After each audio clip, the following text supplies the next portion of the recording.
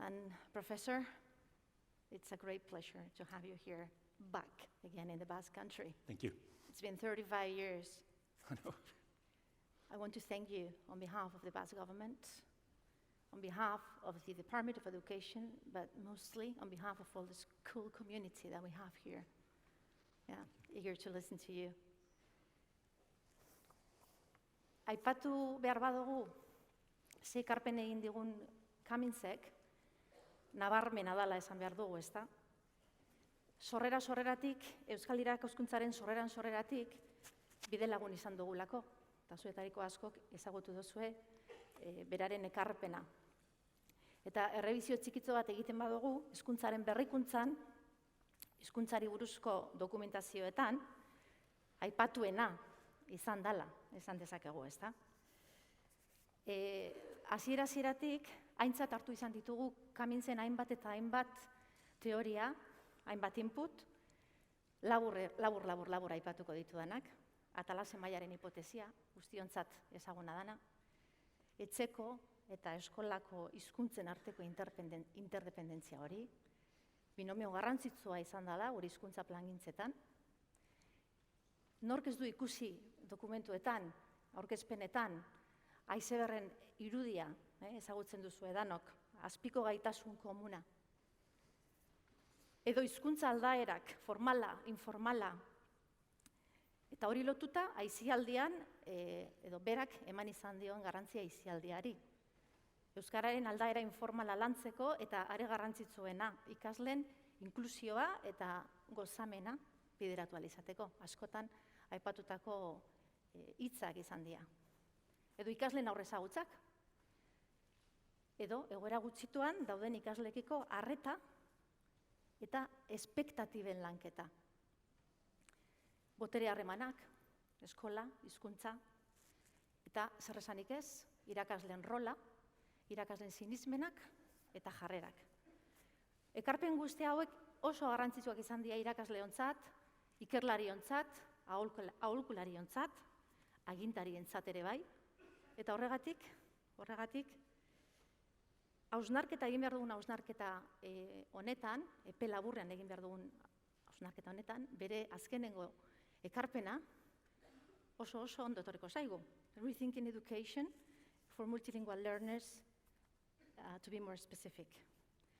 Well, Professor Cummins, I was just been pointing some of the main theories that you have introduced in the last years.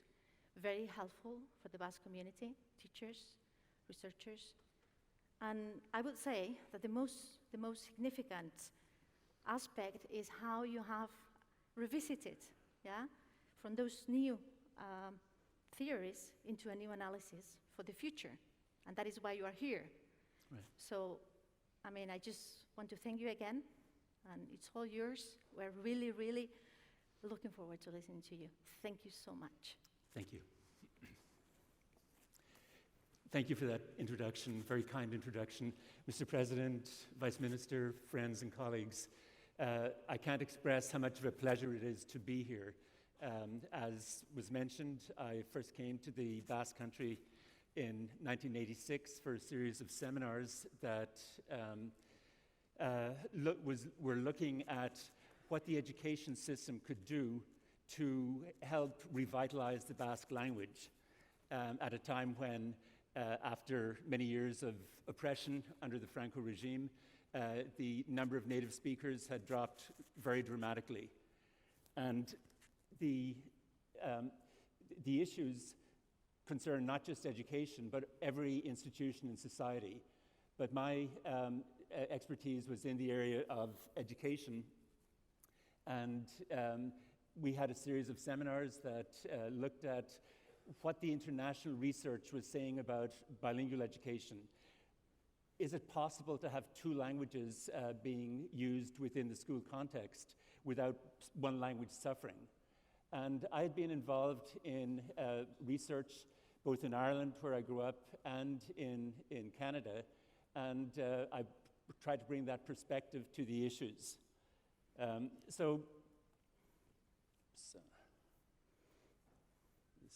not sure if this is working. Let me see. Bye.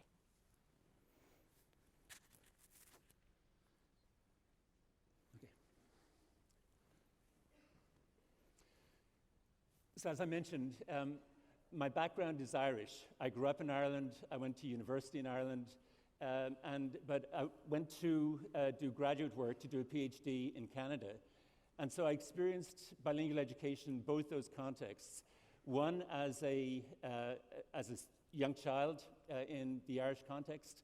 I went to what were called all Irish schools, or Gaelscoileanna, for just 1 year when I was about 7 years old.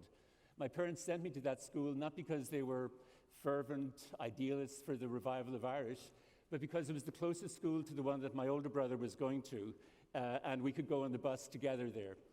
And that school had 80% of the instruction through Irish, which is, and still is, a threatened language, but was taught in all the school systems as a subject in most schools, but also as a medium of instruction in what we call Gaelscoileanna, all Irish schools.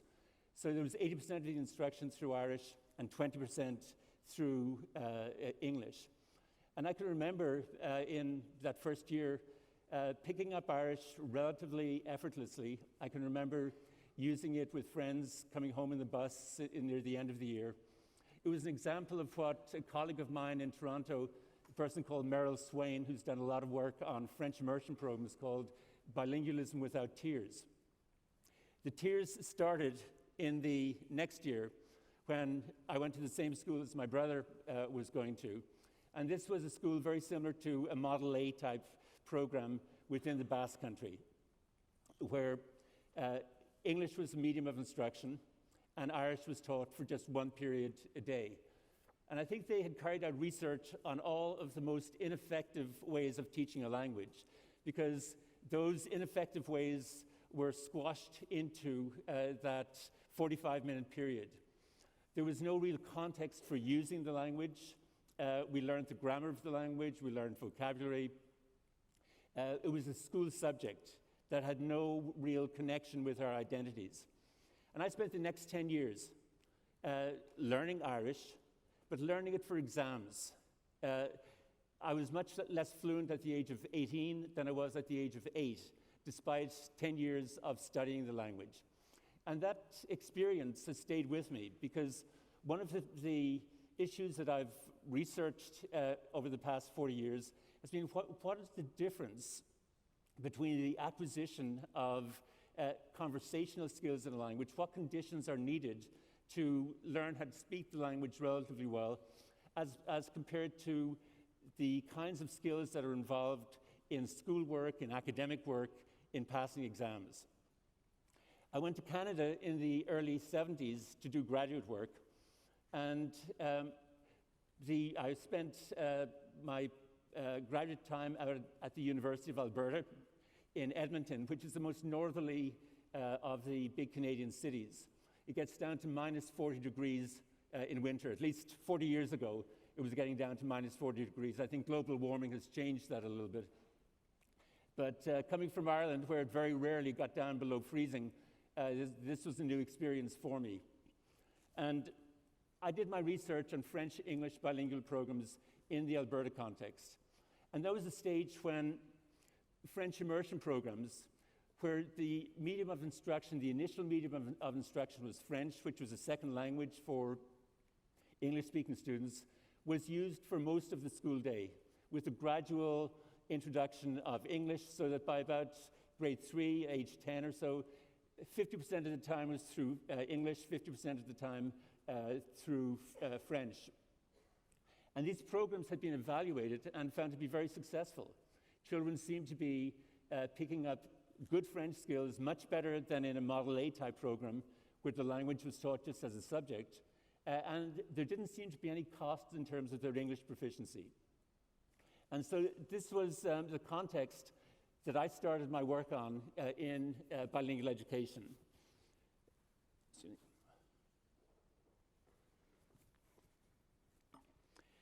And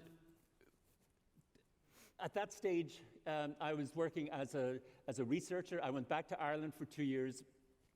I carried out research on Irish-English bilingual programs, or in Gaelscoileanna, and the same pattern had emerged in the work that I had done in Canada. First of all, children in Gaelscoileanna were not suffering at all in terms of their English skills, despite the fact that English was their home language, but most of the instruction in school, 80% of the instruction in school, was through Irish. They seemed to be performing just as well on measures of English proficiency and English reading, English writing, as children who had most of their instruction through English. Also, there seemed to be benefits for children who were developing this kind of bilingualism.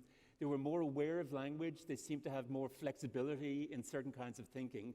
And so the same pattern emerged in the research I was able to do in Ireland, as had been emerging in the Canadian context. First of all, bilingual programs were viable. Children, despite much less exposure to the dominant or the majority language in school, they seemed to be developing strong skills in that language. And there seemed to be some benefits beyond just learning the language. And this was the context within which I tried to develop some understanding of what's going on here. How can we spend 80% of the school day through a minority language and yet have no negative effects on students' progress in the dominant language? And I'll talk about the kind of theoretical ideas that I tried to develop to understand that pattern of findings. But I had the opportunity to come to the Basque Country in 1986. You can see a much younger version of myself with visionaries like Mary Carmen Garmendia, Miquel Zalbide. They're from the seminars that were organized in 1986, which are highly stimulating, because here we had a situation where the Basque government of the day was committed to revitalizing the Basque language. And rather than just implementing ideas that were ideological, they looked explicitly for what the research was saying. And my role in these seminars was to bring an international perspective. What do we know from bilingual programs that are operating in the international arena? And I'll share with you some of the things that I tried to communicate during that period. And again, one of the reasons why the normalization process, the revitalization process in the Basque Country has been so successful, and it's probably the best example of language planning anywhere in the world over the last 40 years, was because the government and the researchers looked at what the research was saying. They said, if we're going to be successful, we have to follow the evidence. And that's what they did. And they carried out research on what was happening in the programs. How were Model D, Model B, and Model A comparing with each other in terms of knowledge of Basque and knowledge of Spanish? And I was privileged to write a foreword to one of these research reports. And this is an excerpt from what I said there in terms of summarizing what the research was saying. I said, students in Model D and Model B perform consistently better in Basque than those in Model A. And that's what bilingual programs all over the world have found. In Canada, the students in French immersion programs perform much better in French than those who are learning French just as a school language.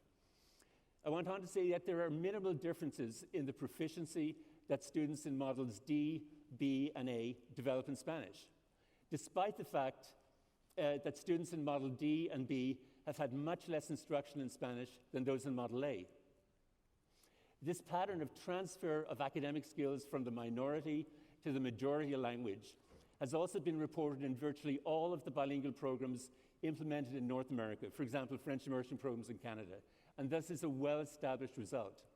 And knowing this, this gave the government the confidence to push on with developing more and more effective bilingual and immersion programs, such that Model D right now is the dominant model, with Model A just a small fraction of the programs that are in existence in the Basque Country. And this is exactly what the research suggests should be happening. But over the last 35 years, obviously, new challenges have emerged. But I want to suggest that these new challenges may also mean new opportunities. So One of these new challenges is the fact that we're no longer just talking about two languages, Basque and Spanish. English is part of the mix. English is the language of international scientific work, it's the language of commerce, and naturally parents want their children to have many opportunities to develop strong English proficiency. This has been happening. The work that Yasoni Tenaz and Dirk Gerter and others have done in the Basque Country has shown very clearly how English can be integrated with the teaching of Basque and Spanish. And the results have been, I think, extremely good. And what these researchers have highlighted in their model of focus on multilingualism is that multilingual individuals are not just multiple monolinguals in the same person. There's an integration of the languages. The languages connect with each other in positive and productive ways, particularly if we teach for transfer across languages and use the opportunities that a multilingual brain gives us to enhance the learning of each language. An additional challenge is the increase of students from immigrant backgrounds in schools within the Basque Country. And this is obviously not a phenomenon that is confined to the Basque Country or to Spain. It's a phenomenon that exists all over the world, where we're at a stage in human history where population mobility is at an all-time high. And this reflects a lot of things. It reflects political instability, it reflects oppression of minority groups, it reflects economic disruption, it affects environmental catastrophes. But the reality is that we can no longer think in terms of a sort of generic majority normal population when we're developing curricula. We have to think in terms of a diverse range of languages, cultures, and backgrounds, religions that are in our schools. In Toronto, where I work, more than 50% of the students in the school system come from non-English speaking backgrounds. And this is a planned process in the Canadian context. Immigration is not controversial. Across the political spectrum, apart from some extreme right-wing groups, there is consensus that immigration is good for the economy, and it should be planned. And we should also play our role in helping refugee families and individuals to have a decent life. And so diversity is the norm increasingly in cities across the world. In Canada, in big cities like Toronto, Vancouver, between 50 and 60% of the students come from non-English speaking backgrounds. They're of immigrant backgrounds, many of them born in Canada, but many of them recent arrivals also. So we need to look at, okay, what do we know about the patterns of development, patterns of language learning amongst immigrant students? How can we help students not only to learn the dominant language in the Canadian context, English or French in Quebec, but also help them to develop the knowledge of the language of the family so that they can talk, so that children can talk to their grandparents, so that there's family transmission of culture, and so that people can develop a full bilingual, bicultural identity.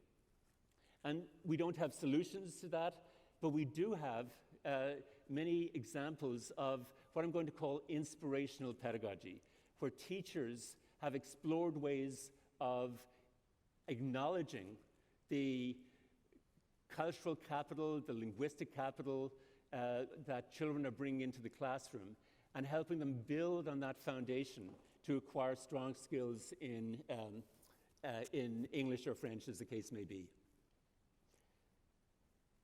Another example of a challenge in the Basque Country, which is, again, common in places like Ireland and other countries that are trying to revitalize languages that have been threatened, is that I think in the Basque Country you've been a model for the rest of the world in terms of how the schools can develop competence in a minority language. And they can do this at no cost to children's development in the dominant language. But competence doesn't automatically translate into use. And the challenge is, how can we encourage, motivate children in school and as they leave school to continue to use the Basque language in contexts that are important for their lives. And this is a real challenge that I'll try and talk about later. But the basic point that I want to make is that if we're going to enable individuals to want to use a minority language, that language has got to become part of their identity. In my case, growing up in Ireland, as I mentioned, the language had become a school subject. We had to do it, we had to pass the examination, the final examination in Irish, or we didn't get any credit for going to school at all. And so there was a certain sense of coercion about it, and it didn't, for most students, it didn't become part of our identities, so that it was something that we didn't feel any real need or obligation to use outside of the school. And it's a challenge to change that. But I'll suggest some pedagogical ways in which we can work to build that connection between a child's sense of who he or she is, who they want to be in their lives, and the language that they're learning. And so what I'll try and do in the presentation is to look at ways in which we can transform some of these challenges into learning opportunities. And when I look back on my own work over the last 40 years, what I see are two phases. In the first 20 years that I was working as a researcher, as a university professor, I was a traditional researcher. I carried out research, I collected data, I tried to interpret what the data were saying, and I suggested some theoretical ideas that could be used for language planning. Since the late 90s, my focus has changed, and I've focused much more on collaborations with teachers in schools, where I'm the listener rather than the person who's doing most of the talking. I was involved with colleagues in a number of collaborative projects with teachers in schools, where we didn't come in with any solutions or any dictates about what teachers should be doing. We said there are issues here that you're concerned with, that you've asked us to look at. For example, how can we involve parents more actively in their children's education when many of the parents don't speak English? And we worked with teachers, we discussed these issues, and the teachers came up with all kinds of inspirational ideas of how they could engage students, how they could accelerate the language learning process. And I'll share those with you in the presentation. But first, let me give you a brief run through of three of the research ideas that I think are important to be aware of. So the first idea is that there's a big difference between conversational and academic language. There's a quotation on the left from a good friend and very eminent researcher, Lily Wong Fillmore, who's worked in California, talking about the differences between the language that we use in school and the challenges of the language we use in school compared to the language we use in contexts outside of school. But when we're talking in face-to-face situations, there are all kinds of ways in which we communicate meaning. There's eye contact, there's facial expressions, there's the immediate context, we can point to things. If somebody's not understanding us, we can repeat and get our meaning across in various ways. And we also use high-frequency words. We use a relatively limited range of grammatical expressions in everyday language. And this is the kind of language that all children who are developing normally have developed by the time they reach school at age 4 or 5. But this represents only a small fraction of what we mean by language. One of the reasons we send our children to school for 12 more years is so that they can expand their knowledge of language. They can expand their knowledge of face-to-face conversational language into reading skills, into writing skills, into knowledge of complex academic subjects. And this language that is characteristic of schooling, it's characteristic of textbooks, it's characteristic of all forms of print, is very different. We use many more low-frequency words, words that we don't use in everyday conversation. We use grammatical expressions that are seldom used in everyday language. And we're talking about more complex issues, and we need to use more complex language to do that. What we know from the research is that we find this language in print and classrooms. We find it in two places. Books, novels, even children's books, children's picture books that many of us have read to our children, in their early years of life. These books contain almost twice as many rare or low-frequency words as conversations between adults.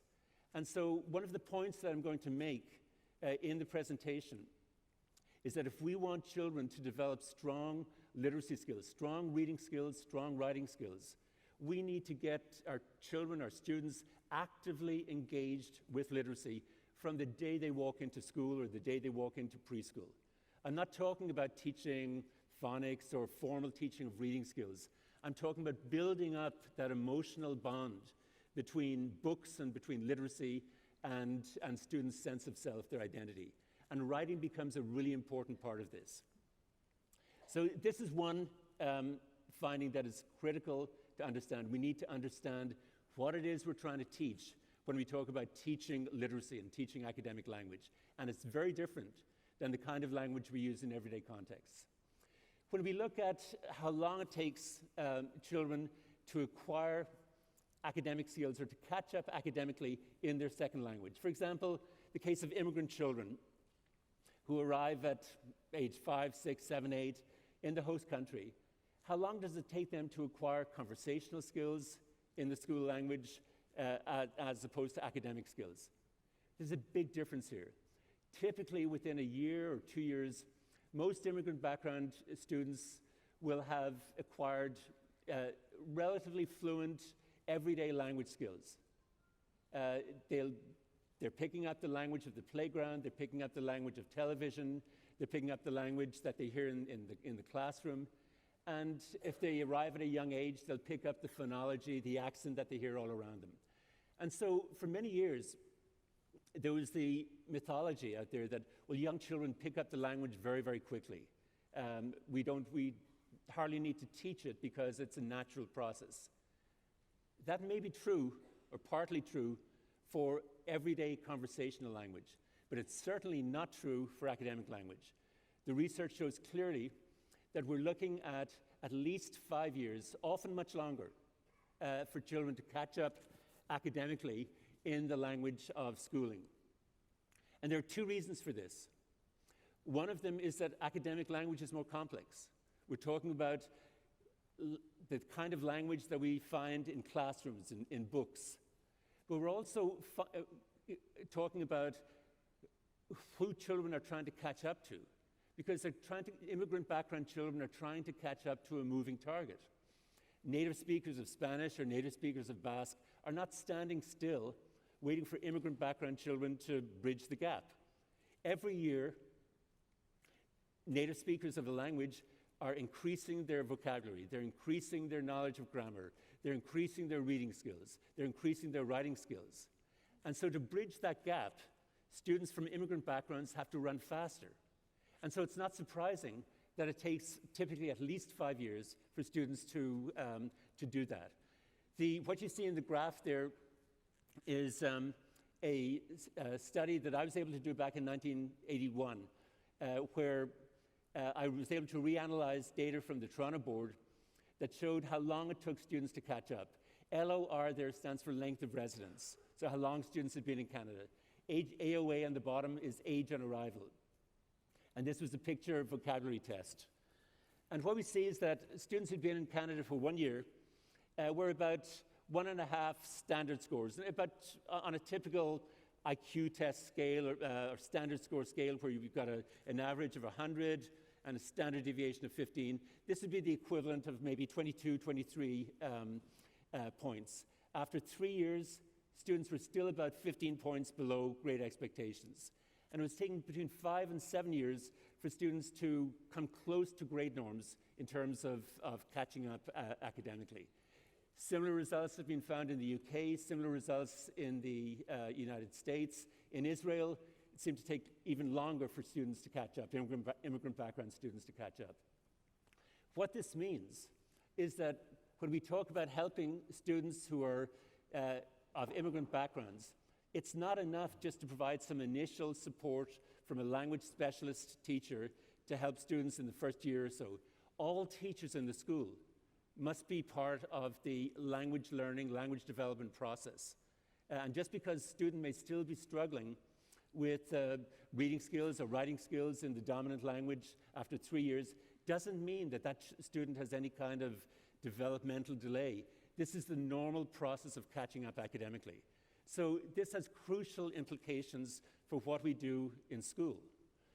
Going back to what I said before, it also has crucial implications for what kind of support we need to provide for students. If students are reading actively outside of the school, that's going to increase the rate at which they can catch up academically, because they're getting much more exposure to the language of schooling. And I'll elaborate on that later. The third and final point that I want to make about the research concerns the relationships between students' home language and their second language. And I've used a visual metaphor, like an iceberg metaphor, to represent this. A number of linguists back in the 70s talked about language proficiency as kind of like an iceberg, where with icebergs, what you see above the surface is only a small fraction of what's below the surface. So the obvious aspects of a language that we see when we listen to somebody, when we hear them, how they sound, how quickly they speak, things like that, that's only a small fraction of what's important. What's important are the concepts that students have, what they can do with language in academic contexts. And that's not nearly as obvious to us. And so the way I interpreted the research was to say that if we look at bilingualism and by extension multilingualism, even though the surface, the obvious aspects of first and second languages may be different. Basque is obviously a very different language from Spanish or English. At a deeper level, at the level of underlying proficiency, there's a lot of overlap or interdependence across languages. And this is how we explain the fact that in Model D programs, for example, or Model B programs, students who are spending far less time through Spanish are doing just as well in Spanish. Over the course of elementary school, they catch up. It's because there's transfer across languages. And what this also implies is that we should be looking for opportunities to teach for transfer across languages. We should be trying to coordinate the teaching of languages so that they reinforce each other. There's cross-fertilization in languages, and this will be enhanced if we're aware of this possibility and organize our instruction so that it happens. Just to give you an obvious example, let's suppose we're teaching writing, and we want students to get the knowledge of what paragraphs mean. Why do we divide our writing into paragraphs? What are the rules, what are the conventions for deciding when to have a paragraph or not? If we're teaching that in Basque, then we can reinforce it in Spanish. We don't have to teach it all over again in Spanish, but we can reinforce it so that students are getting the knowledge from two sources. And this is one of the ways in which knowledge of two languages can enhance each other. And I'll give you lots of other examples later. There's, I think, a much better, much more vivid metaphor than the iceberg metaphor that was suggested recently by a researcher in New Zealand, a person called Sophie Tawea Tamati. And she drew the analogy with a particular kind of tree that grows only in New Zealand called the Kaikatea tree. And this tree grows in very wet, swampy soil. So it's difficult for trees to put down really deep roots because the soil is not very stable. But the way the trees strengthen each other is that they wrap their roots around each other. The roots become intertwined. So you've got a network of roots that provide strength to not only to individual trees, but to the entire forest. So we can certainly distinguish the languages the trees, but at a deeper level, there's all kinds of interconnections between them. And this is, I think, an important understanding in terms of what we need to think about when we're teaching. How can we strengthen this network of connections? Okay, so let me just move from some of the research principles to what this means for the classroom. So some of the issues that we have focused on and teachers have focused on is how can we engage and mobilize students' multilingual linguistic and cognitive resources? If we want to move away from just isolated teaching of the two languages, which most researchers at this point see as being kind of problematic and missing opportunities, how can we enable students to use their full repertoire of language and cognitive knowledge? What are some of the core instructional strategies for promoting academic language proficiency, reading and writing skills? And I'm going to suggest that it's not just enough to teach the language as if we were just teaching conversational language. There's a huge role, and it's been neglected in many countries, for getting students actively engaged with reading and writing. Ideally, from the time they're crawling around in our homes, but often families that are experiencing some social disadvantage who are living in poverty, they don't have the money to buy books, they don't have the money to buy iPads, and so you find a big gap between students coming to school from low-income, socially disadvantaged backgrounds and students who are coming to school from more advantaged backgrounds in terms of their exposure to print. And this is one of the reasons why in almost every country we see very significant gaps related to social advantage or disadvantage. But what this implies, if we want students to catch up, is that we need to immerse students in a rich linguistic and literacy environment from the day they walk into school. As I said, I'm not talking about formal teaching of reading. I'm talking about teachers reading books to students, showing them the pictures, dramatizing what's going on in the story, having students dramatize it, build up that affective or emotional connection between students and books and literacy. And the final point that I want to highlight here in terms of things we need to take account of is identity. Like, what role does identity play in enabling all students, whether they're native-born or immigrant background, to take psychological ownership of the Basque language so that they'll want to use it in contexts outside of school?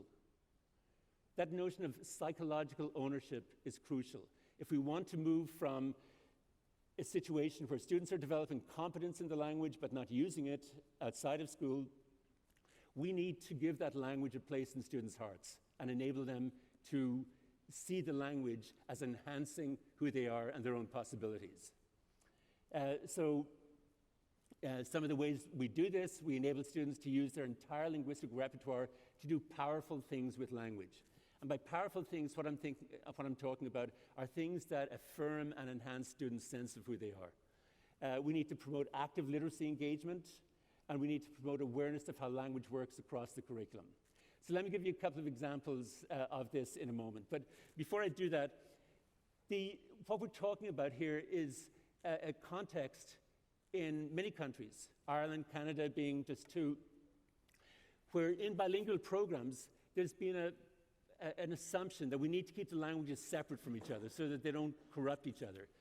And this idea was, I think, first articulated in the context of French immersion programs by somebody who's almost the father of French immersion programs in Canada, a person called Wallace Lambert, who formulated what he called the monolingual instructional principle. I'm sharing this with you not because I want you to do this, but because this is what is still very much the dogma within Canadian French immersion programs and many other bilingual programs. He said, no bilingual skills are required of the teacher who plays the role of a monolingual in the target language and who never switches languages, reviews material in the other language, or uses the child's native language in teacher-pupil interactions. In immersion programs, therefore, bilingualism is developed through two separate monolingual instructional routes.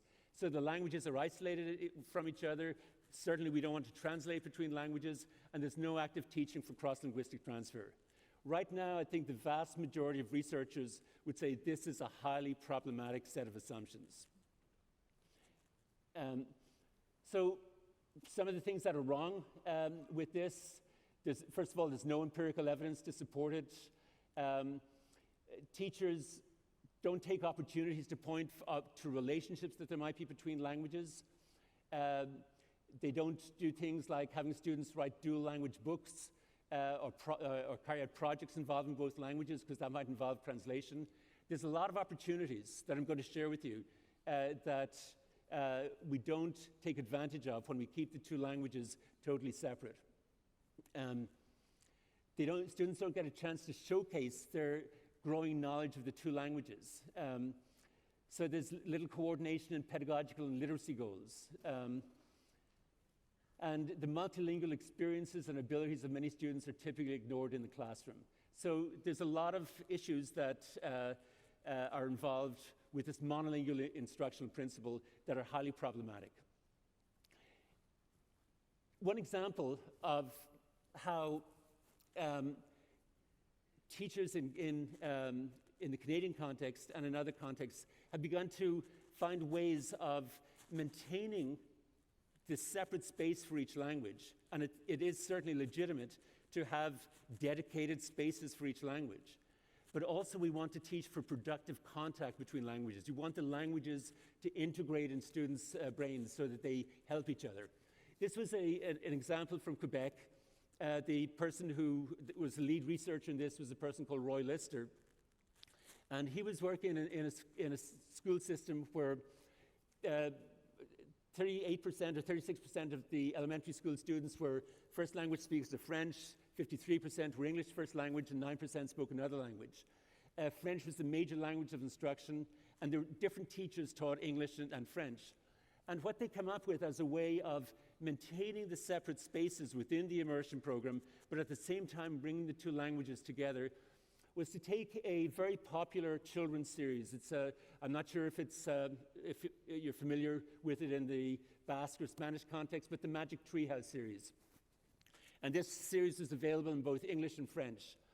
And what they did was have a system where one chapter a day was read to the students, and the languages were alternated from one day to the next. So on day one, let's say Monday, the French teacher would read chapter 1 to the students. The next day, Tuesday, the English teacher would read chapter 2 in English and without translating.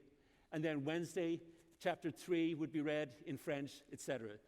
And this was incredibly successful in motivating students. Students had no problems with the switching of languages. It led them to be highly engaged in reading. They were checking out these books from the school library on a regular basis. So this is one example of the kind of imaginative strategy that we can come up with to achieve both our goals, where we can maintain a dedicated or mainly separate space between the two languages, but at the same time bring them together. Another example of just how it's important to bring together, recognize that the two languages are intersecting in the student's brain, comes from work that a teacher called Lisa Leone, who's one of the most brilliant teachers I've ever had the privilege to work with.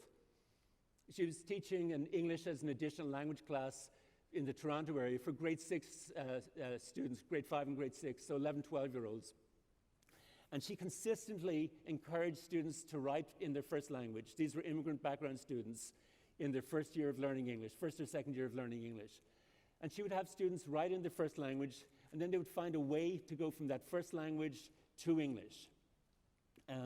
It might have been a teacher in the school who spoke Urdu in this case. Google Translate can be used to come up with a kind of partial translation that we can then edit and refine into adequate English. And when we talked to students about what this experience meant to them, they were just feeling so confident, so proud that their first language is being recognized. Because that created an identity for them as being multilinguals, people who had knowledge of multiple languages, not just people who are deficient in English. And so when we define our students by what they lack, we risk that notion of lacking something being internalized. And so I'll just read one of these from Amina, where you can see the way in which the two languages intersect in students' heads as they carry out tasks is very clearly expressed. She says, when I'm allowed to use my first language in class, it helps with my writing and reading of English, because if I translation in English to Urdu, then Urdu gives me help for English language. I also think better and write more in English when I use Urdu, because I can see in Urdu what I want to say in English. What she's saying here is exactly what that iceberg metaphor is trying to say, or the Kaikatea tree metaphor. The two languages intersect with each other, and that's positive. Another example, and I'll stop here in just a moment, just to take a break, but I'll just share this with you quickly. This is from the same teacher, and again, a student from grade 6 who'd come to Canada from Israel, Tomer Shahar. And again, Lisa, the teacher, encouraged students to write in their first language. Tomer had grown up in an agricultural context in Israel, and he was very passionate about horses. He knew a lot about them. He wrote a story called Tom Goes to Kentucky. There's a famous horse race called the Kentucky Derby that takes place in the United States. And there was a teacher in the school who knew enough Hebrew to help him translate what he had written in Hebrew into English. The story was then put up on the web along with other stories. He was able to communicate by email with his friends back in Israel saying, hey, check out this website, my story is up there. Because it was in Hebrew, they could read it, and because it was in English also, the other students could read it and provide good feedback. But Tomer is very insightful about what this means to him. He says, I think using your first language is so helpful because when you don't understand something after you've just come here, it's like beginning as a baby. Not too many 12-year-old young men or young women like to feel that they're a baby, that they're helpless. You don't know English, and you need to learn it all from the beginning. But if you already have it in another language, then it's easier. You can translate it, and you can do it in your language too. And then it's easier to understand the second language. He says, the first time I couldn't understand what his teacher, Lisa, was saying, except the word Hebrew. But I think it's very smart that you said for us to do it in our language, because we can't just sit on our hands doing nothing. And again, when you look at the Canadian context, you look at the British context, you look at many European contexts, a lot of students from immigrant backgrounds do sit on their hands doing nothing. From what I understand of the programs in the Basque country, there's been some really imaginative project work going on with students from immigrant backgrounds. But we need to affirm students' identities. And one way of doing that is to recognize that their first language is an accomplishment. It's the foundation upon which they build a second language. And we need to find ways to teach for transfer, to bring not only Basque and Spanish together, and Basque, Spanish, and English together, but also recognize and find ways to validate students' knowledge of their home languages also. And we'll take a little break at this point, and then just I'll come back and give some additional examples of what teachers have done. The theme here is that teachers are the knowledge generators. Teachers within their schools have the power to create change. And working collaboratively with researchers, we can document those initiatives and then think about or enable teachers to think about how this might work or something like this work in our particular context. So let's take a break here, and we'll come back in 5 minutes and just continue. Okay, thank you. Well.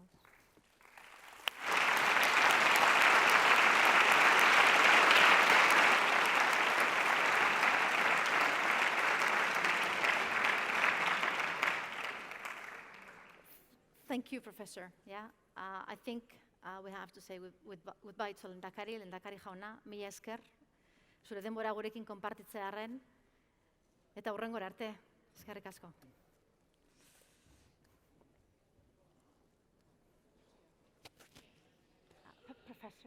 Professor. What's she saying? I don't know. What? Jarraituko dut.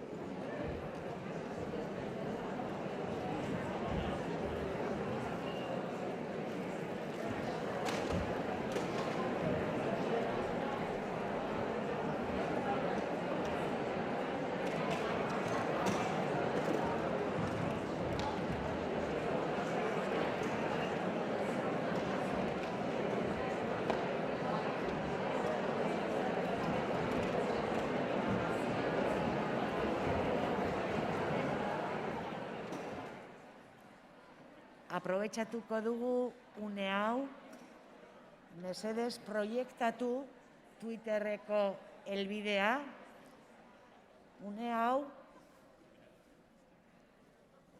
traola iztunbila 2 erabilita, irakasleai, Cummins irakasleei, galderak formulatzen ahal zaitezkete, eta galdera horiek hortik bidali. Traola iztunbila 2. Eskerrik asko.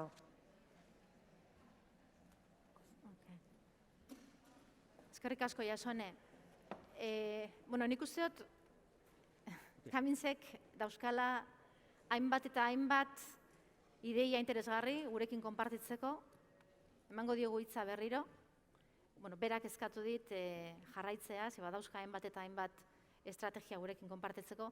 Eta gero, pasatuko gara galderetara. Is that okay, Professor? You can continue with your presentation. Jarri dezakegu berriro, mesedez? Bai, aurkezpena berrartu dezakegu?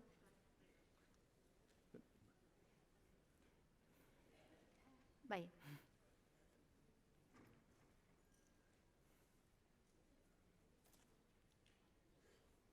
Eskerrik asko. Okay, we can continue. I hope you managed to stretch your legs a little bit. Just to give you another example of what can happen and how important identity is when we talk about language learning.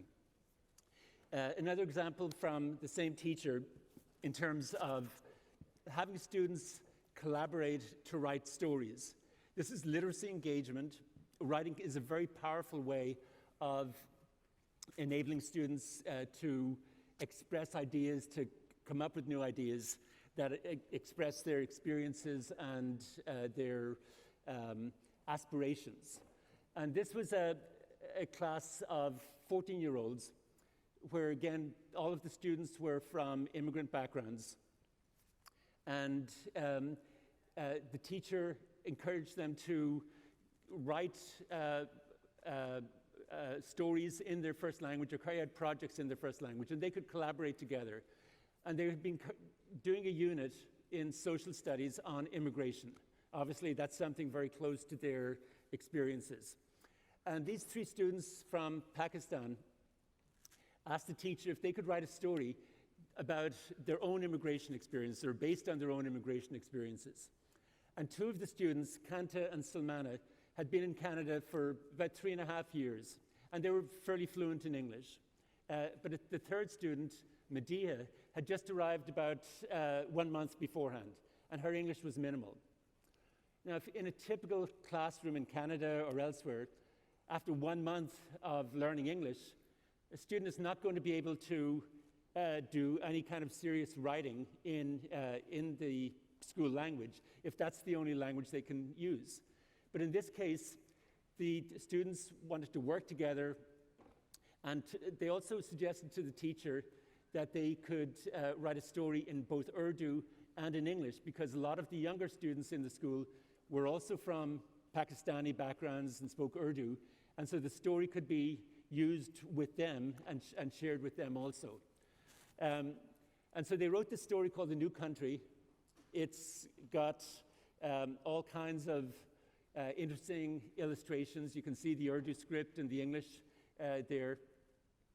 And the story was shared with their parents. It was put up on the web, so it had an international audience. It's a story that's probably been read by thousands of people because it has been on the web. And the 3 students presented with their teacher at a conference about a year after they had written this story. And I think Kanta's perspective is very interesting to share. She said, how it helped me, and how writing the story helped me, was when I came here in grade 4, the teachers didn't know what I was capable of. I was given a pack of crayons and a coloring book and told to get on coloring with it. So the teacher in grade 4, had the student who didn't speak any English. The teacher didn't really know what to do with her, so do something productive, color. And Kanta says, after that, I felt so bad. I'm capable of doing much more than just that. I have my own inner skills to show the world rather than just coloring. And I felt that those skills of mine are important also. So when we started writing the book, I could actually show the world that I am something instead of just coloring. And that's how it helped me. And it made me so proud of myself that I'm actually capable of doing something. And here today at the conference, I am actually doing something. I'm not just a coloring person. I can show you that I am something. I think this is the power that we have as teachers, to create contexts where students can feel that they have emerged, that they've come out of just being classified as somebody who needs support in the school language, who needs special assistance, to being reimagined and being enabled to reimagine themselves as people who are something, who have something to contribute. And that's why acknowledging students' home languages is a really important process. But when the students wrote the story initially in Urdu, and then they translated it they wrote it initially in English, and then the teacher gave them some feedback and suggested some changes, and then they went from the English version to Urdu. And they found that the two students who had been in Canada for 3 to 4 years found that they'd forgotten a lot of Urdu words. They had to go home and ask their parents, how do you say this in Urdu? But Mediha, the newcomer student, her Urdu was very fluent. And so she played a really important role in creating the story. And so for her, rather than just being somebody who's incapable of using English, she becomes a very proud author of a story that has been read and appreciated by thousands of people. Another example comes from a First Nations context. Native Canadians, Indigenous communities in Canada have been subject to huge and horrible amounts of racism over 200 years. And many of the students from First Nations backgrounds have not done well academically. In previous generations, they've been taught in residential schools. They've been taken from their families, put into residential schools, and subject to all kinds of abuse. So in order to create a sense of validation of the culture of First Nations, there have been a number of mini schools set up, often within high schools, where First Nations culture is focused on and promoted. And this was a high school that had done this. And one of the things that they did was to bring in a native, an Indigenous artist who worked with the students in terms of painting and where they could represent aspects of their culture through their art. And then the students wrote reactions, either in poetry or prose, to the work of their colleagues. And I'll just share with you just how transformative this experience can be for students. This was a student whom you see on the left, Cassandra,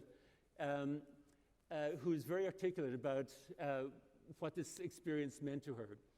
She said, "This experience gave me a gift of poetry. I started to develop a passion for poetry during this project. I didn't know I had this passion. Since this project, I've written and shared many pieces of poetry. Participating in this project was like hearing a collective voice telling me, we're proud of you, we care about you, you have a future. Being able to express my thoughts about who I am as an Ojibwe woman made me feel like I belonged and was connected to a larger community." This is a very different message than Indigenous communities and Indigenous students have experienced in the Canadian context or the Australian context or the American context for many years. The message was you have no future. And so this is transforming the student's sense of self. And Cassandra is also extremely clear about the centrality of identity to everything that goes on. She said, take away identity and what do you have? If you have a student that doesn't know who they are, do you think they care about what goes on in the classroom?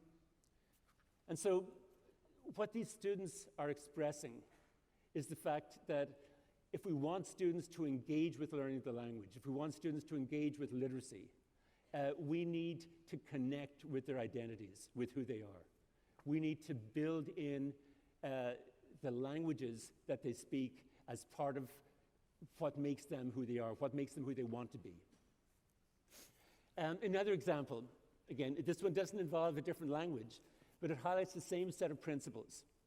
This is a teacher called Tobin Zikmanis, who was in a school where 80% of the students came from non-English speaking backgrounds. And this is one of the schools that colleagues of mine and I had worked with, and were talking to teachers about things that they could do.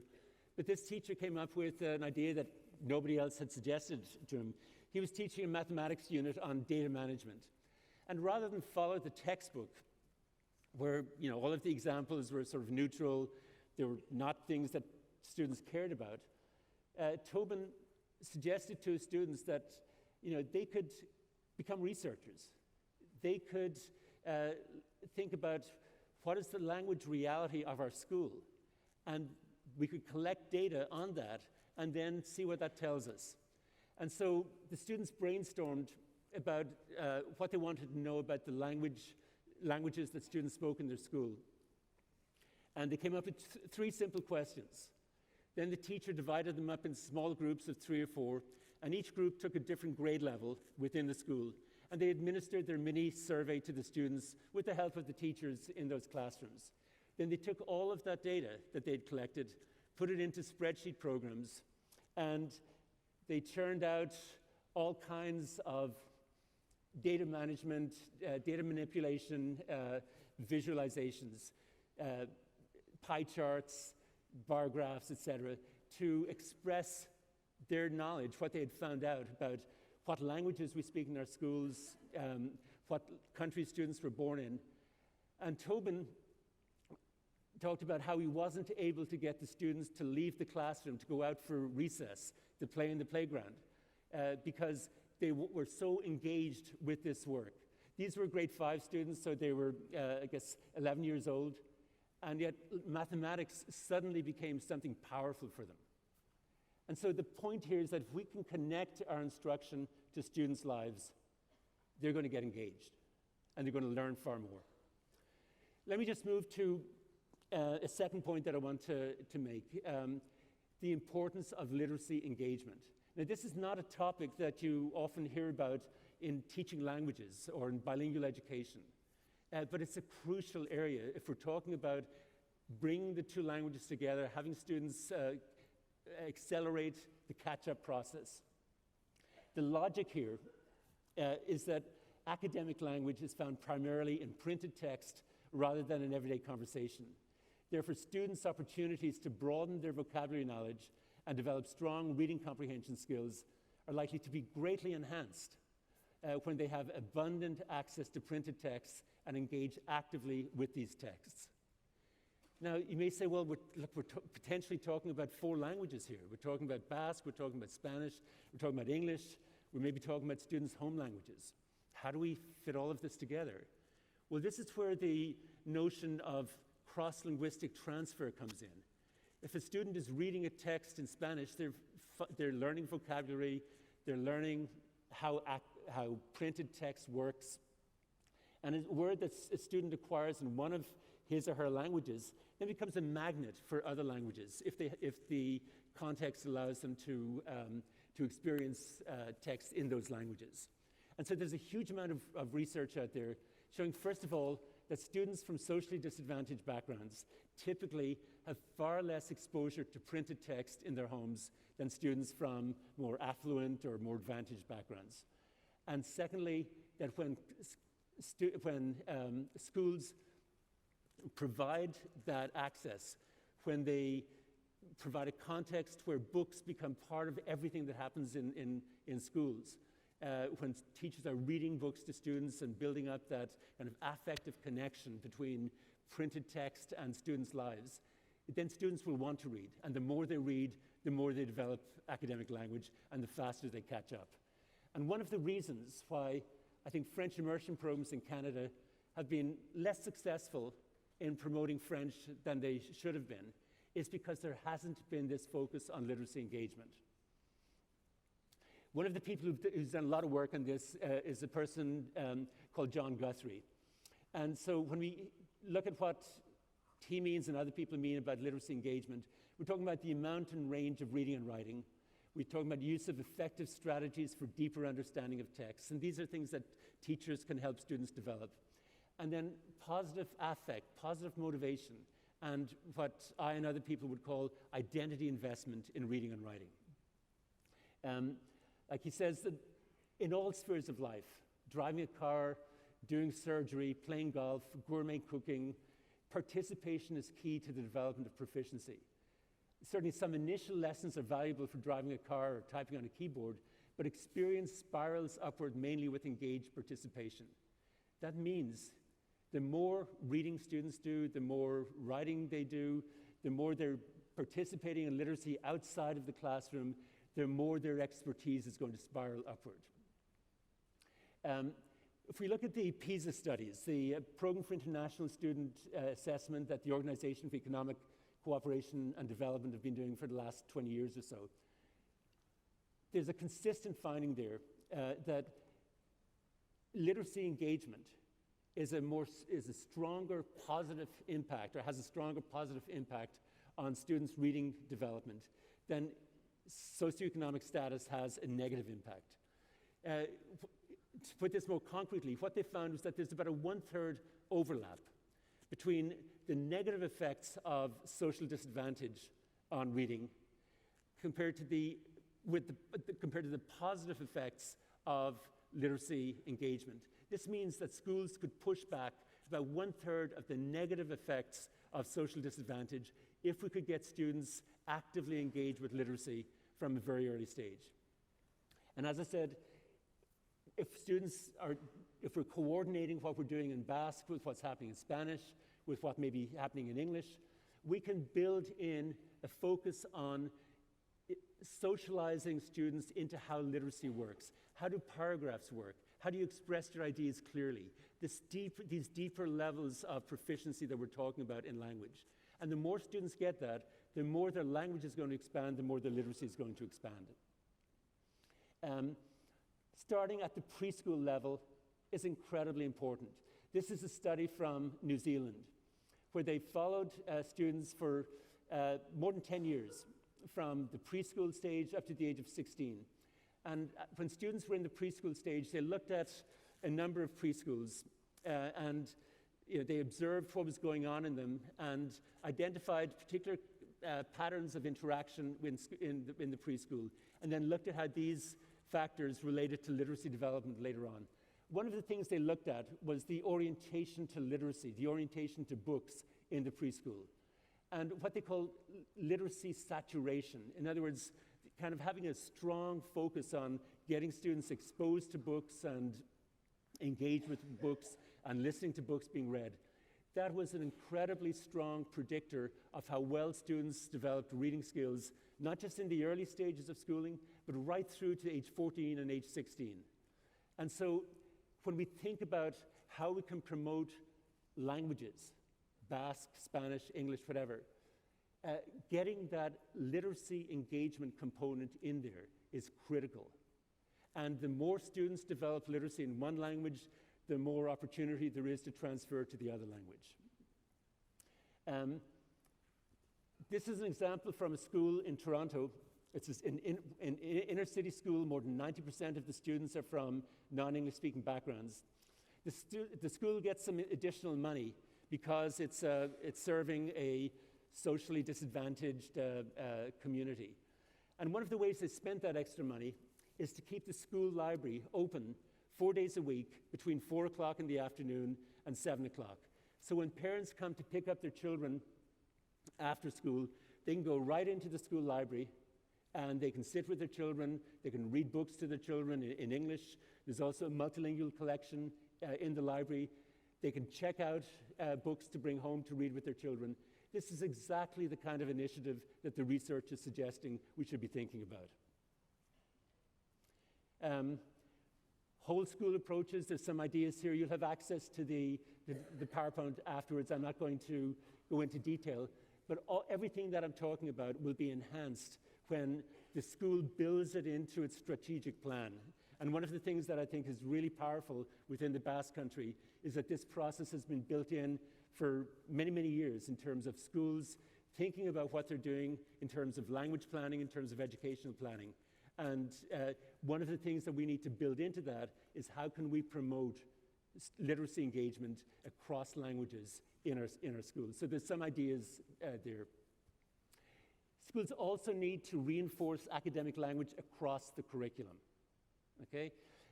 This means it's not just the job of the reading teacher or the language arts teacher, as we'd call it in Canada. It's every teacher's job. So when we're teaching mathematics, we're also teaching the language of mathematics. When we're teaching science, we're teaching the language of science. And one way in which, a simple way to remember to do this is that when teachers are building their lesson plans, they articulate not just the content objectives. I'm going to teach a unit on photosynthesis, okay? We also build in language objectives that we can reinforce as we're teaching this content. And again, there's a lot of focus on integrating language and content in programs generally, not just bilingual programs, but it's an important aspect of reinforcing language and teaching for transfer across languages that we need to be aware of.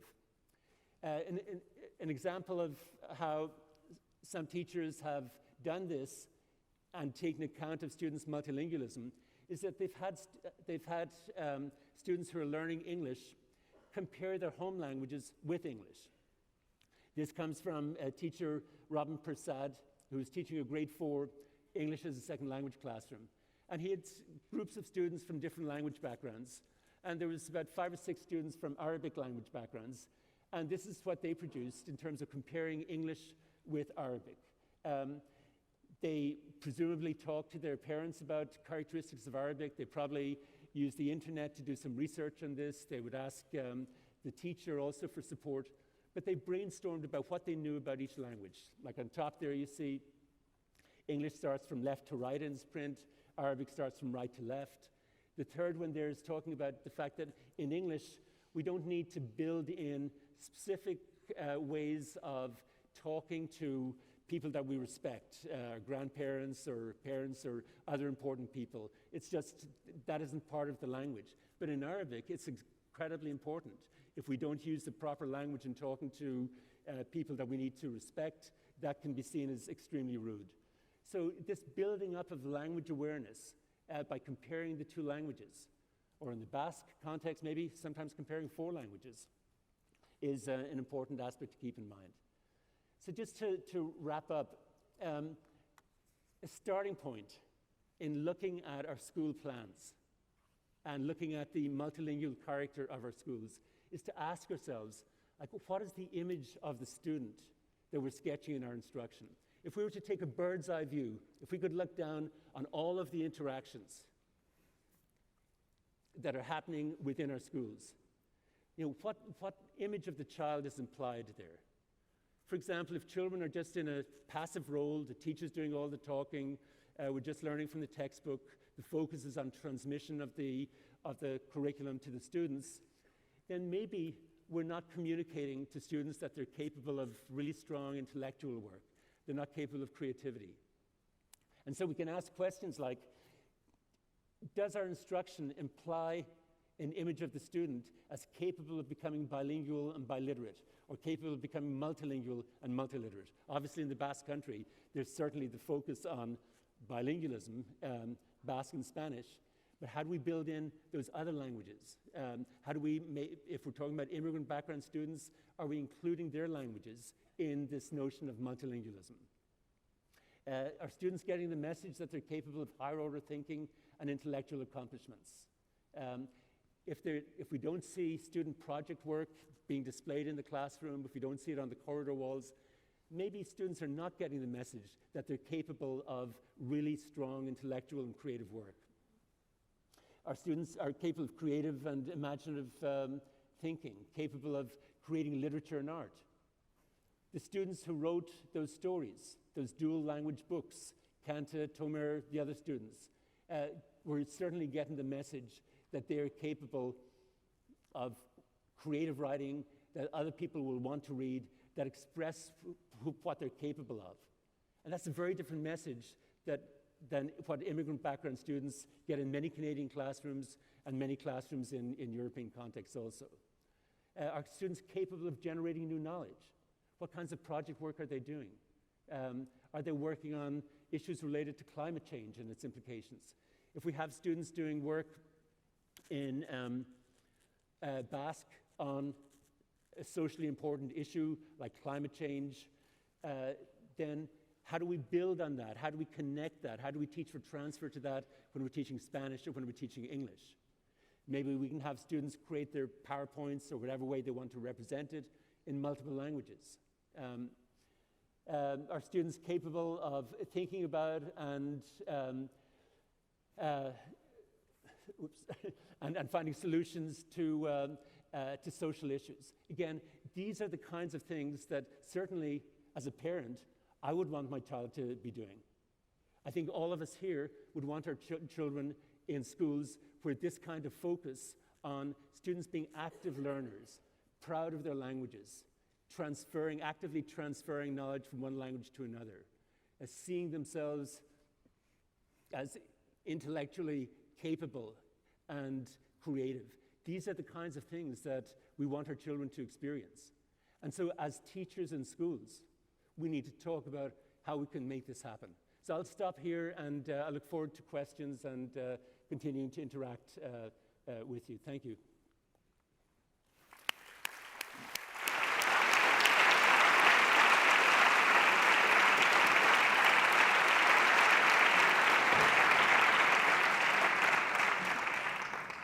Well, thank you very much, Professor. It's been really inspiring for all of us. Thank you. And we've been actively engaged listening to you, I'm afraid. Yeah. I think it's time for questions now. We have people on the other side of the camera as well, and they can use Twitter. Can you show that? Yes or no? Yeah. Twitter. Yeah. Berriro mesedez Twitterren helbidea jarri.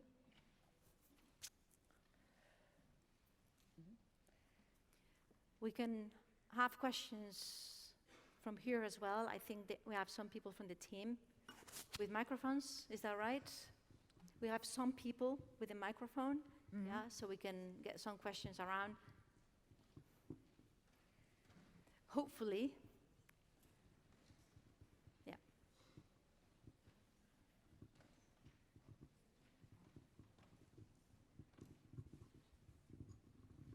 Bai? Bai. A ber, ni konturatu naz ikasle batzuk ideiak azaldu behar dituztenean haien hitzekin, bai testu bat irakurrita, naiz eta ereduan ikasi, baina pentsatu egiten dutenak erderaz, gaztelaniaz, arazoak dituzte ideiak adierazteko laburpena egiteko testuaren euskeraz. Ez dakit, nik uste dut ezagutza edo trebesia nahikorik ez badago hizkuntza ez den hizkuntza horretan, ikasteko estrategia batzuk ezin dira behar bezala garatu, eta egian horregaitik emaitza akademikoak, pertsona konkretu hienak, espero alzienak baino basuagoak direla. Ez dakit horren inguruan. Did you get the question? Do you want me to rephrase it a little bit? Sorry. Did you get the question? No. Shall I? Okay. Well, what she's trying to say is students have, they find it difficult to express ideas in Basque many times, and they tend to think in Spanish.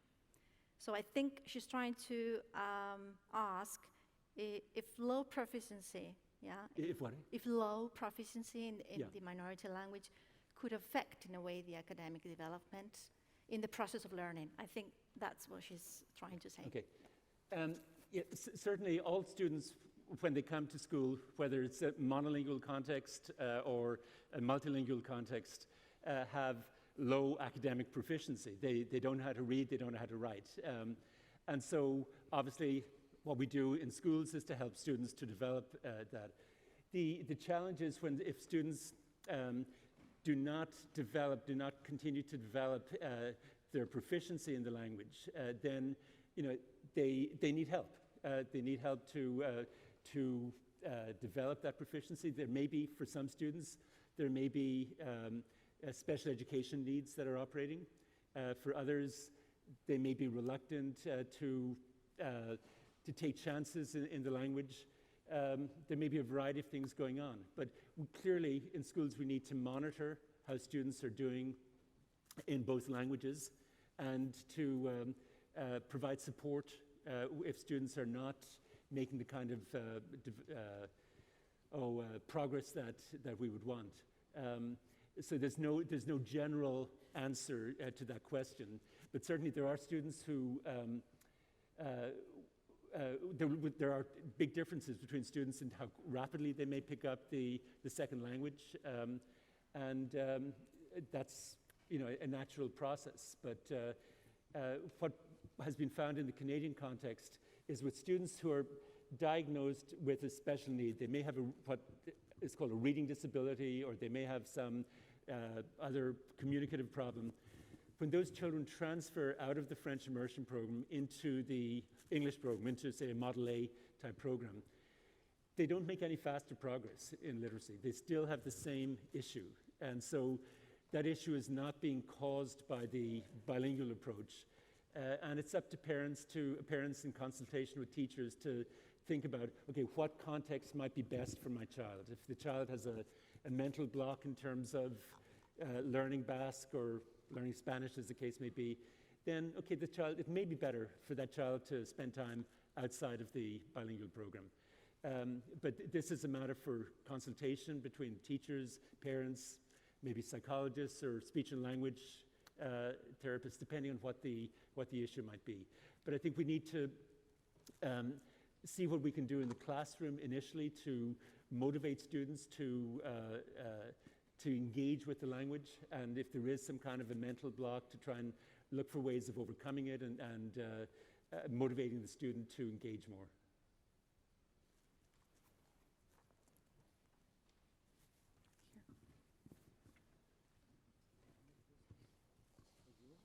Okay.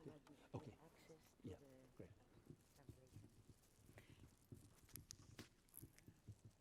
Good morning, egun on guztioi.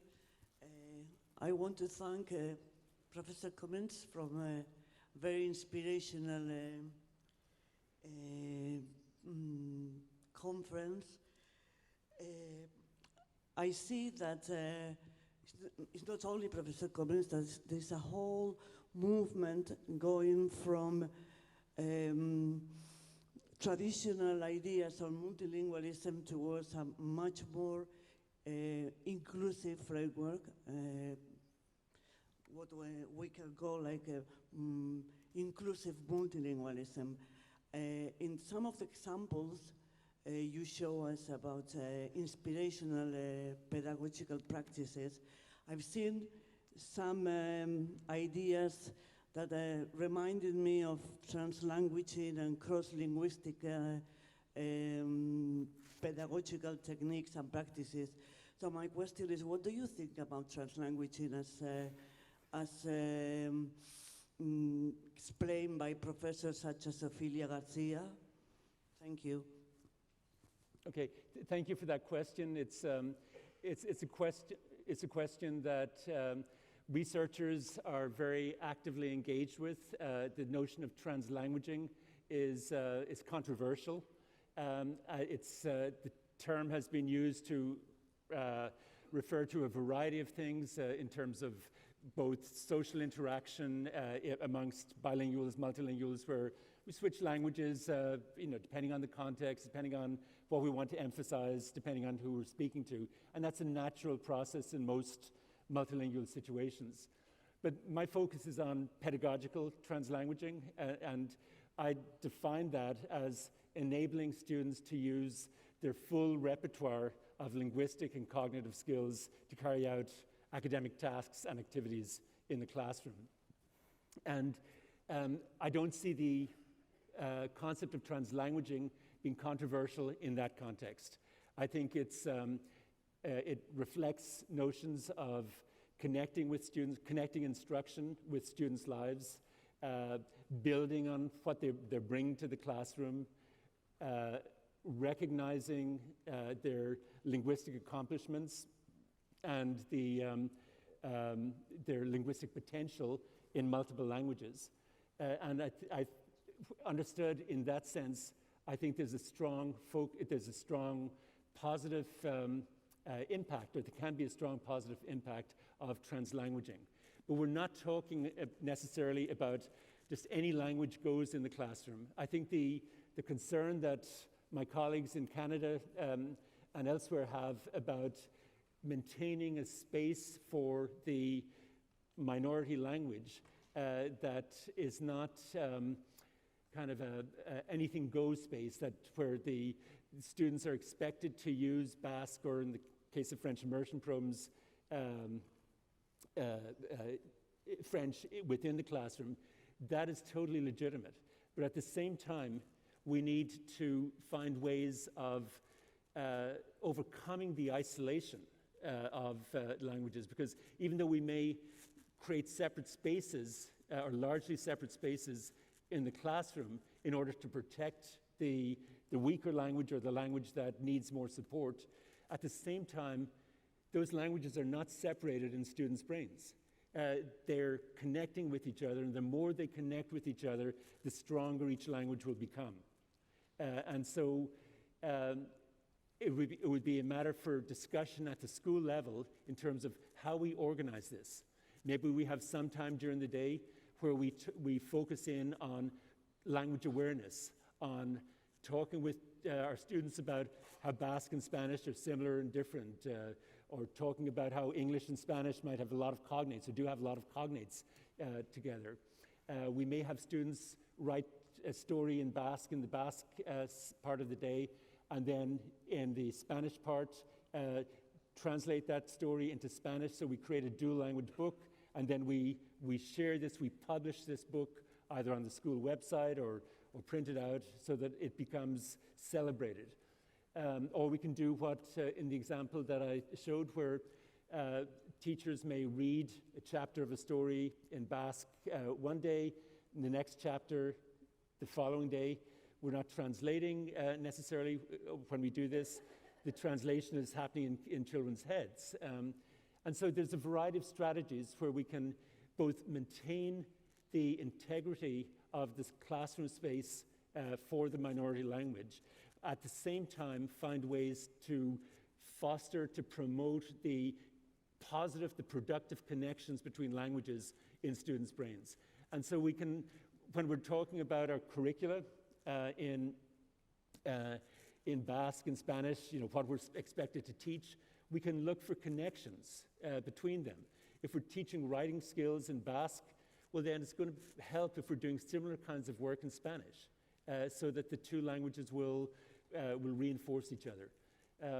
And so the notion of teaching for transfer and teaching for language awareness is, I think, a really important one to enhance the possibilities of multilingualism in the classroom. Because if we keep the two languages totally separate, then I think we're missing out on a lot of opportunities. Okay? So what I'm saying here is a both-and approach rather than an either-or. We need to maintain a strong focus on the Basque language, but students' Basque will be enhanced if we can make connections across languages and showcase students' growing bilingual skills and biliteracy skills, where they see themselves as people who can use both languages productively. And the dual language books, the bilingual books that students wrote are one good example of that. Projects like, for example, the language survey that students carried out, again, that could be written up by students in both languages or in multiple languages, depending on how they want. So it's a really important issue, and I think we shouldn't get caught up with the term translanguaging. I've got a lot of problems with the way that term has been used in some of the academic literature, but I see it very simply. I see it as just enabling students to use all of their cognitive skills in the classroom and fostering or promoting connections across languages. And I don't see that as being controversial.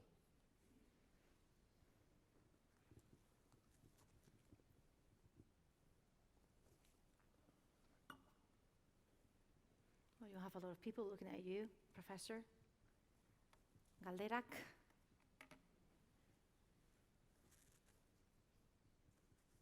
Well, I have a couple of questions for you. Okay. I have a lot of questions for you, yeah? I have very little time. You've talked about the actual operational planning in the classroom, and it's been really, really inspiring, as my colleague said. You talk about the identity, how we have to engage with identity. You've talked about the emotional role of language. But I'm going to go to language policy now, yeah? What can you tell us about the training models for teachers? Yeah, you haven't talked much about that. Yeah. Can you tell us a little bit about, what you're doing in Canada or new ideas? Yeah, so if we look at teacher training models, in the Canadian context, the focus has been on keeping the languages separate in immersion programs. And I shared with you the assumptions behind that Wallace Lambert articulated 30 years ago, more than that, 40 years ago. And most people, I think, at this point, most researchers, would see that rigid separation of languages as being very problematic. And so what French immersion researchers in Canada are talking about right now is we need to maintain a space for French, the minority language, in the classroom, but we also need to brainstorm and find ways of helping students become aware of how language works and exploit cognate relationships, words that have the same root in French and English. And unfortunately, until recently, teacher education programs that focus on French teachers haven't really engaged with the more recent academic research. There hasn't been a focus on the kinds of things I'm talking about, teaching for transfer across languages. There has been a focus on integrating language and content, but new notions like translanguaging are viewed with a lot of suspicion because they're seen as kind of letting English into the French space, and that's going to kind of corrupt that space. And that defensiveness, I think, is problematic. I think we're beginning at this point to expand the focus in teacher education programs so that notions of teaching for transfer are becoming more common, but I think we still have a long way to go in the context of teacher education in French immersion. And one issue here is that when we look at French immersion programs, they have been successful, but they're also quite limited in terms of the level of French that students develop over the course of their schooling in French. There's still big differences in the fluency of children in French compared to native French speakers. There are grammatical mistakes that the students start making in grade 2 or age, the second or third year, that they're still making at the end of their schooling.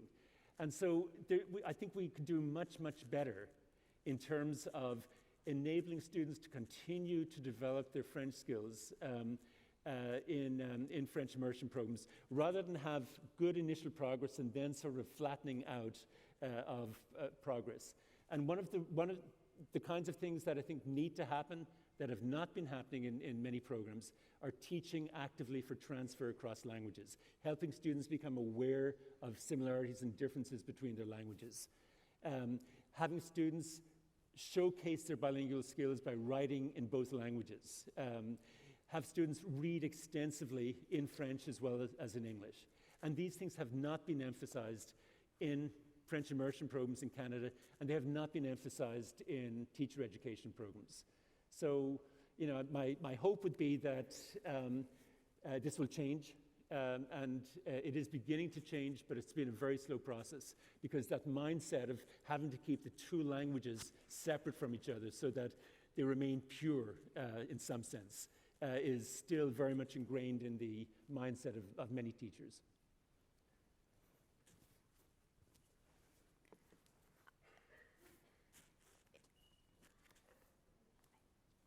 We have a question around here, yeah. Bai, egunon. Bueno, Odeik Twitter bidez txiokatu duen galdera bat irakurriko dut, hitzez hitz. Nola lortu euskararekiko atxikimendua ikasleengan ideologiari lotu gabe? Praktikan funtzionatu ez duten hizkuntz politikekin, ereduen sistema eta bar, jendarte gero eta desideologizatuago batekin eta hezkuntza sistema asimilatu batekin, euskara, ikaslei ulertzen dut nik, euskara beharrezko etzaienean. Horixe Odeik botatako galdera. Well, let me see if I can briefly ask you.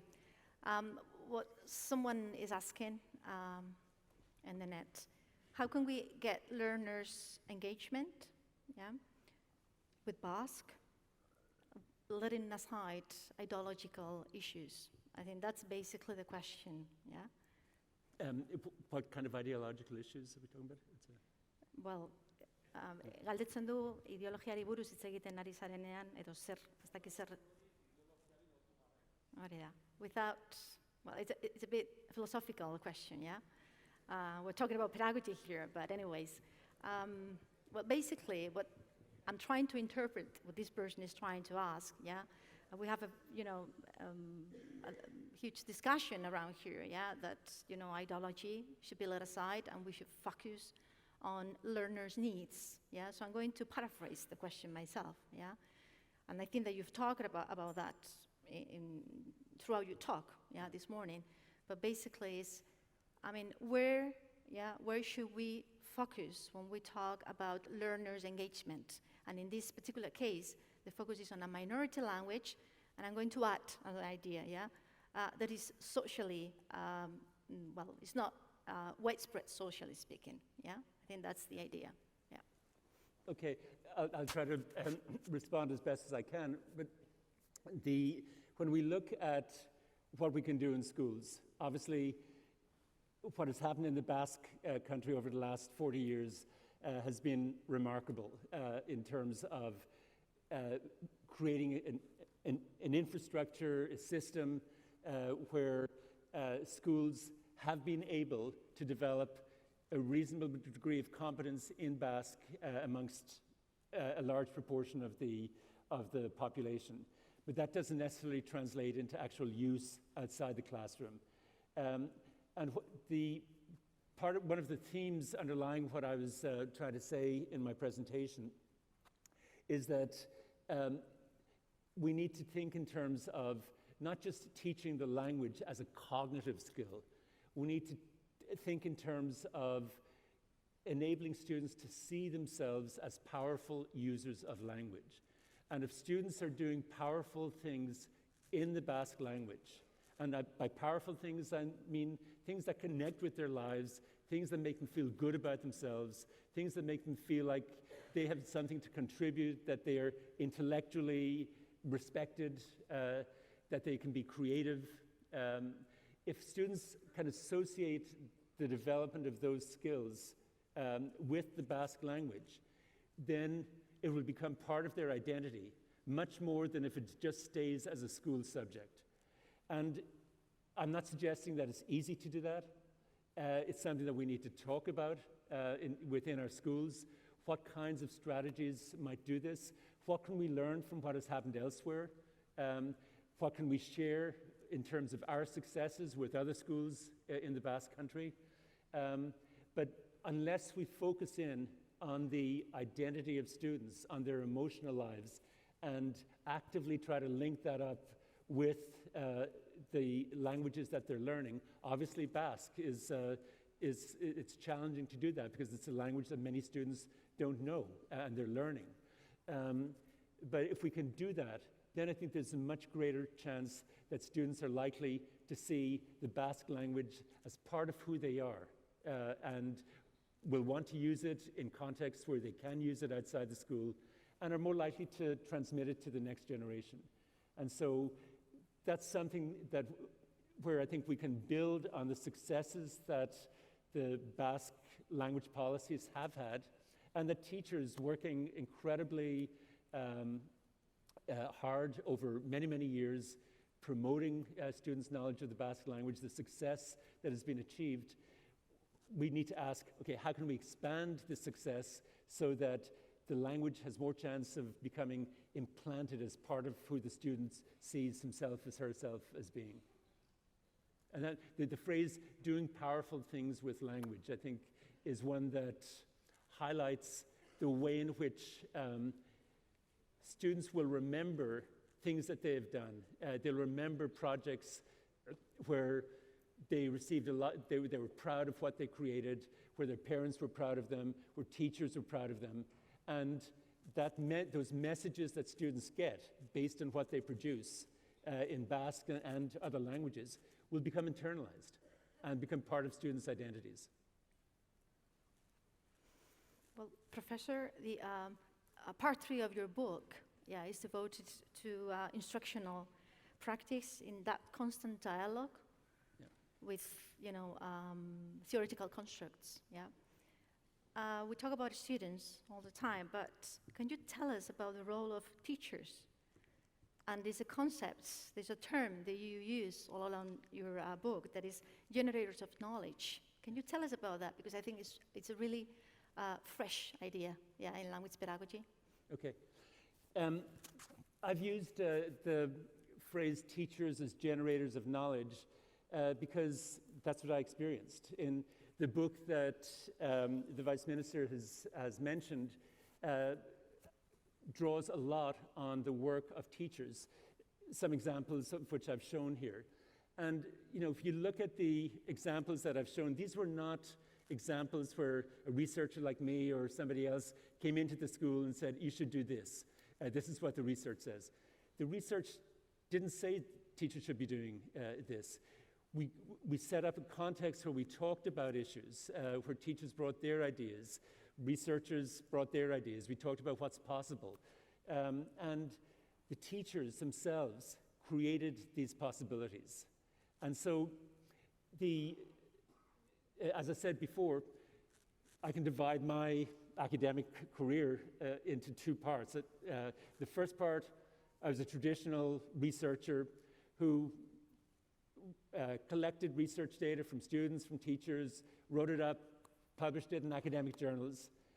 And then in the late 90s, I shifted towards doing much more listening to teachers, doing much more observation of what teachers were doing in the classroom, and what I could do was share examples from other contexts and share them with teachers who would then think about to what extent could this work in our context, and they would come up with something different. And so this notion of teachers as knowledge generators is something that I think is potentially really useful to think about in terms of who we are as teachers.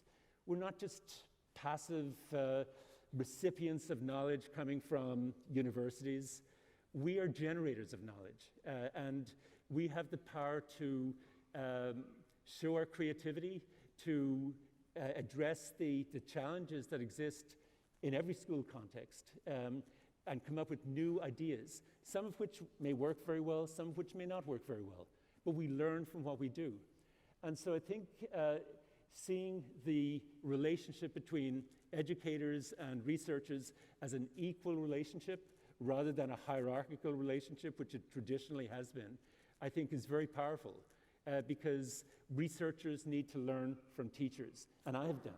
And my role is to help share some of these examples with groups like you and people like you who will then maybe talk about some of these issues, talk about these possibilities, and then come up with all kinds of new ideas that then will be shared again to address the possibilities that exist in the complex situation that we're in.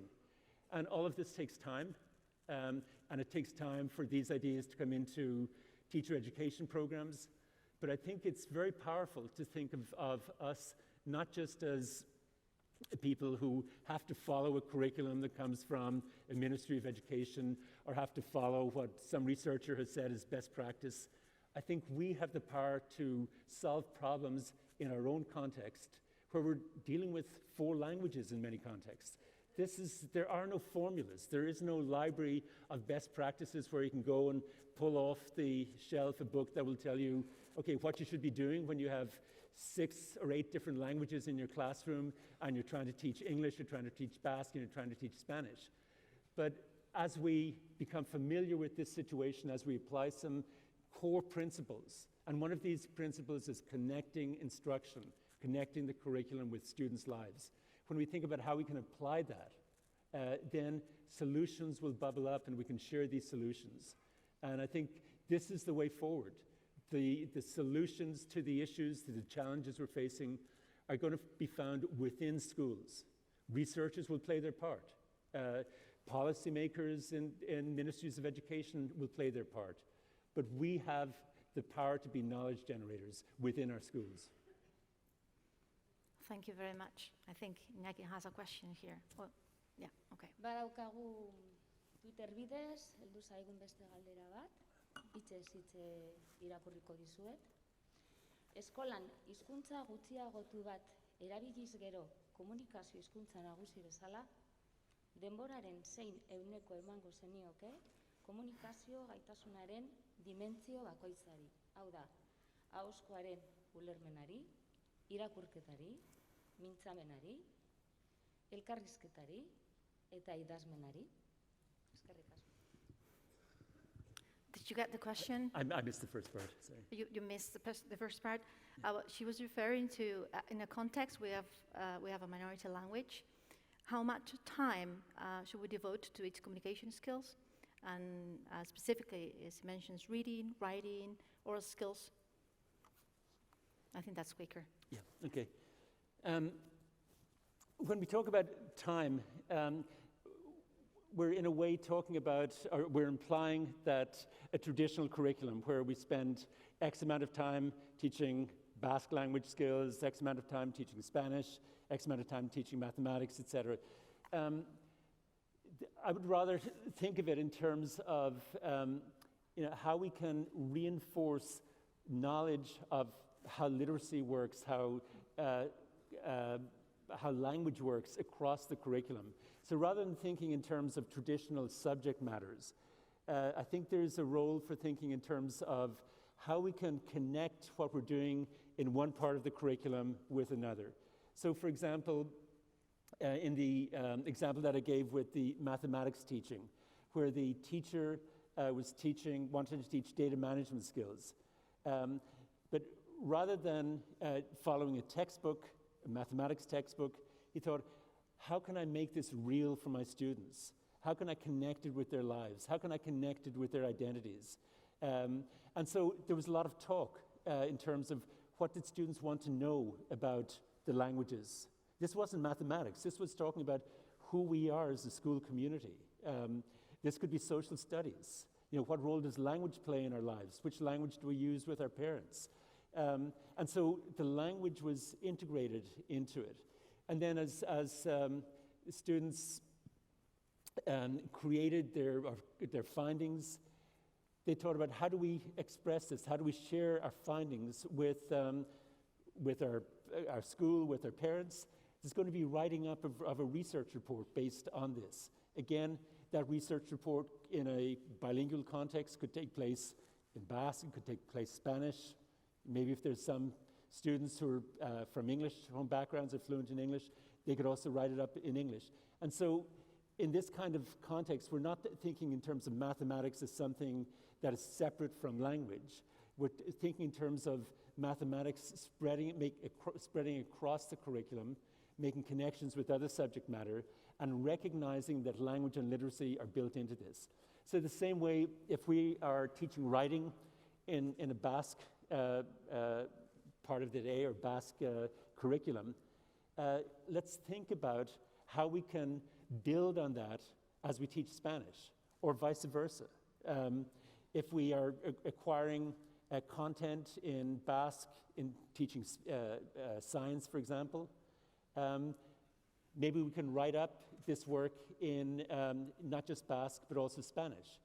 And so my perspective would be to think not so much in terms of how much time we spend on each subject, but how do we use the time that we spend on each subject, not just to teach that subject in isolation, but also to make connections across subject areas and build in language and literacy into that. So for example, if we have our students doing a project on climate change, which is obviously of concern to everybody right now. There's a conference that's going to go on in Glasgow, I think this week or next week, that'll be talking about this. Well, we don't have to just see this as being part of science or part of social studies or part of mathematics. These issues can be looked at from all kinds of different perspectives. And writing this up, reading about this is language arts, it's developing literacy. Writing about it in the classroom is also language arts. So looking at the connections across curriculum, I think, is a much more productive way of trying to think about curriculum organization rather than kind of having separate subject areas. But again, this is something for teachers within schools to talk about, see what possibilities there are. There are no right answers here, but we can discuss these issues and come up with directions that may seem productive for us to follow in our school context, with our students, with our communities, and that may be very different than what's happening in a school 3 kilometers up the road. Well, thank you very much, Professor. And I think we have time for one more question, but bye. Iñaki?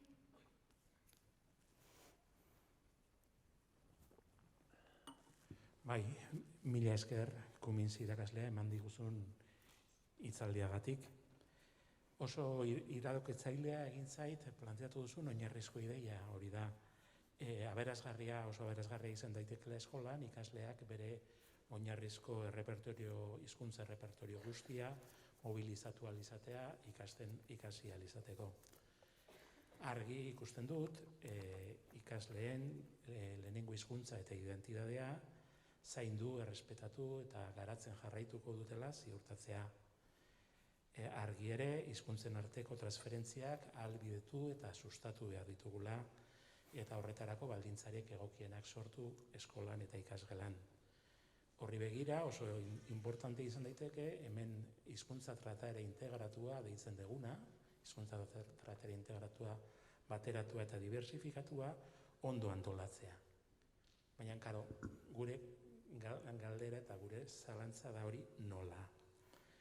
Hori kontutan hartuz, gure hezkuntza sistemak ikasle guztiak elebidun bihurtzeko, elebidun eleaniztun bihurtzeko eginkizuna daukala, hori da, gaztelaniaz eta euskeraz, eraginkortasunez jardun ahal izateko bere bizitza personal, sozial, akademiko eta laboralean. Eta ikasle gehienak momentu honetan horri begira euskeraz ikasten ari dela. Euskera dute eskolatze hizkuntza 80% gutxi gora bera. Baina ikasle horietatik 80% edo 80% ez dauka euskera lehenengo hizkuntza. Beraz, eskolan garatu behar du euskarazko gaitasun hori. Jakin badakigu, eta zuk ere ondo dakizu hori, gure realidade ondo ezagutzen dezulako, euskara hizkuntza minorizatua dugula, gizarte mailan presentzia urria daukana, eta ikasle askok eskolatik kanpo ez dutela euskara erabiltzeko edo euskarazko gaitasuna garatzeko aukera handirik. Ikasle gehienek eskola duten gune nagusia eta askok bakarra. Orduan, justu jarri dituzun adibidetan, oso adibide interesgarriak danak, baina gehienak migrazio egoerak ziren. Migrazio egoera horietan, ikaslek baliatzen zituzten bere lehenengo hizkuntza, lanak hobetu egin ahal izateko eta neurri batean ere inglesa eskolatze hizkuntza hobeto ikasteko. Baina, karo, ikasle horiek inglesa ikasteko aukerak eta arrazoiak eskolaz eta eskolaz kanpo ere ugari dituzte. Geurean berriz, minorizazio egoeran duenean, bueltatzen dut lehengo idei horretara, eskola dute euskara erabiltzeko eta ikasteko gune nagusia, batzuk bakarra. Orduan, nola artikulatu hori da gure zalantza, nola artikulatu hori? Haiek ikus dezaten, badakigu euskarazko gaitasuna garatuko dutela, baldin eta eskolan bertan euskara erabiltzeko aukera askotarikoak, gero eta konplejoak baldin badituzte. Eta hortarako euskaraz aritzeko ohitura eta joera ere garatu behar dutela. Orduan, gure zalantza hori da, nola artikulatu hainbat hizkuntzen erabilera momentu batean izan daitekena, eta horrek nolabait ez dezan nolabait gastatu edo higatu eskolaren erabilera, eskolan euskaraz aritzeko ohitura hori garatzea eta eskolaz jarduteko joera hori garatzea. Pixkat hori dugu nolabait hemen gakoa momentu honetan aztertzeko. Eta galdera izango litzateke, ea horren inguruan pista referentziaren bat eman aldiguzun.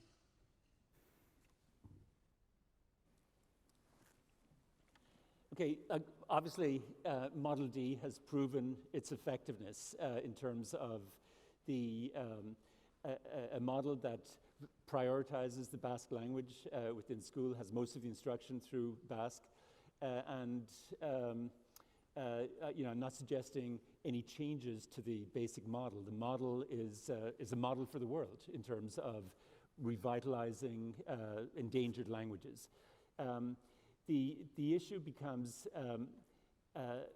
how can we enhance the possibilities for students to take ownership of the Basque language so that it becomes not just a medium for communication within school, a medium for doing exams, but also becomes part of students' identity so that they will want to look for opportunities to use it outside of school, will want to use it, for example, on social media if they're engaged in that. And that is clearly a challenging question. I don't have any off-the-shelf formulaic answers to it. I think obviously everybody in this room knows more about the reality than I do. But in terms of the underlying principles, students will only use Basque outside school if it is enhancing their sense of who they are, if it has become part of their identity within school. And I think one of the accomplishments of language planning, the normalization process within the Basque Country, is that it has managed to create powerful programs for the teaching and learning of Basque without alienating the dominant population who are Spanish speakers. And so there's been an acceptance, by and large, of the language planning process. And that's remarkable because in Ireland, when I was growing up, there was a lot of opposition within the country to the way Irish was being, not just the way Irish was being taught, but the kind of compulsory nature of Irish and the fact that there was almost a punitive approach to the language. So there were marches in Dublin in the mid-60s. There was a movement called the Language Freedom Movement that was against compulsory Irish. And the policies generated a lot of opposition and anger. The Basque Country has managed to avoid that, and obviously I think the vision of people like Mary Carmen Garmendia and others has been powerful in enabling the Basque language to reattain its status as the normal language of government, of schools, without a lot of pushback. But at the same time, it hasn't led to extensive use of the language outside of the school context. So the competence hasn't translated into use. So when we look at how that might happen, the only direction that I can see that is promising in making that transition from competence to use is if students in the course of learning Basque see it as something that is enhancing their sense of self, where they associate the Basque language with activities, with projects that they've done that they're really proud of, that showcase their intellectual abilities, showcase their creativity, where they get a lot of positive feedback from parents, from their friends, from teachers. And so the challenge is, how can we enable that to happen? And so in terms of maintaining the structure of Model B and maintaining the separate space for the Basque language, I think that's fine. But I think the Basque language will be enhanced if there isn't a competition between Basque and Spanish. And so and it's a very delicate line for teachers and educators to follow, because when we push Basque, the implication is we're maybe pushing down Spanish. No, you can't use Spanish here. And so that can potentially generate resistance on the part of students. So the direction that I'm suggesting people maybe think about is where the students see the two languages as being part of who they are. And so, and they do things that engage the two languages and bring them together. Writing stories, carrying out projects where both languages are shared in terms of presenting these projects. Or a group of students in school who carries out a project. Again, let's take climate change as an example. They might produce a video where they have both Spanish and Basque in that. And the Spanish part of the day may be doing the same kind of work and enhancing what's happening in Basque. So I'm saying, rather than trying to build walls between the languages, let's have our space, but also make sure there's communication so that we don't set up this artificial competition between languages. Because when a minority language that is not students' home language gets in competition with a major language like Spanish, there's probably going to be only one outcome. And so we need to keep competition away and enable students to see both languages as really key to who they are. And if students are doing powerful things in both languages where the two languages are enhancing each other, I think that's going to be a better direction forward in terms of the Basque language than just trying to keep the two languages separate. But this is my opinion, my sense. It's not based on research on this context. These are issues that everybody in this room has got to discuss and see what makes sense in terms of possibilities. Well, Professor, your last words are really important for us. I mean, listening to you claiming that we have a good system, and we have teachers here that are engaged every single day, working hard, planning their lessons.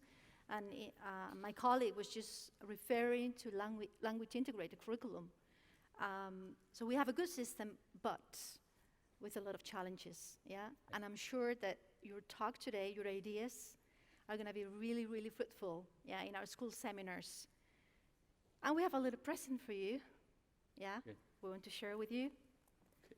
You were here 35 years ago. We learned what we learned from you, and it's time, to say thank you again. Thank you. Thank you so much. It's much better quality than what I said. Thank you.